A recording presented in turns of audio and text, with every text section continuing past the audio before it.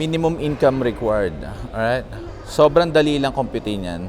Maglalagay ako ng sample dito sa video. Pwede mo siyang computein. Okay?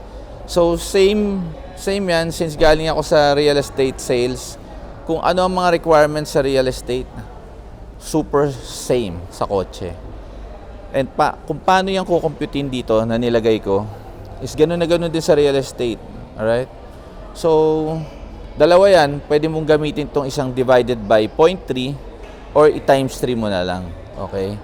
Mas sure yung divided by 3 dahil mas malaki yung income requirement nun.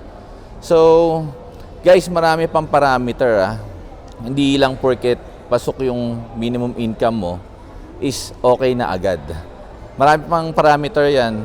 So, isang parameter dyan yung kung gaano ka nakatagal sa work, gaano nakatagal yung business mo, renting ka ba, ilang taong ka na.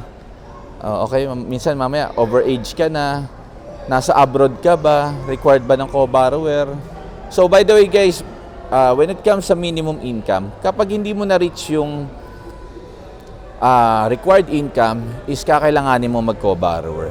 Ano ba yung mga valid co-borrower, guys?